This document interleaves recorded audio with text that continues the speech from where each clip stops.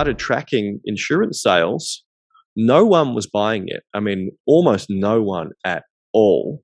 When I spoke to people in stores, they said, yeah, about 20-30% of people purchase insurance in store. It's like, well, hold on, why is nobody buying insurance on the website? And I ran some usability testing using a website, I don't know if they exist anymore, called What Users Do, sort of like usertesting.com. Set some tasks and you get video back as people, go through, and you can watch them do the thing. So I said, right, buy a mobile phone handset, add some insurance to it, and, go through the checkout. And no one could add insurance. They couldn't even find insurance. There was one guy who was, he must have been in his 60s or 70s, older guy. He spent an hour, like at least, I have this hour-long video of this guy. He was on the forums, he was Googling, he was determined to find insurance, and he couldn't find it. The reason why he couldn't find insurance is because it wasn't called insurance. These guys called it clone phone.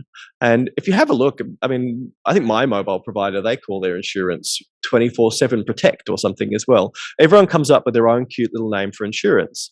But as such, people that are trying to find it online can't find it. Whereas in store, they say, hey, would you like insurance? And then they tick the box that says clone phone. But when users on the website were confronted with this marketing language, they completely ignored it. So we ran an experiment where we just changed that little box that said clone phone that had an expanding accordion. We just changed it to insurance. And suddenly the insurance, they call it the attachment rate, rockets up to like 20-30%, the same as it is in store. And because we ran that as an experiment, we could directly attribute that change to it.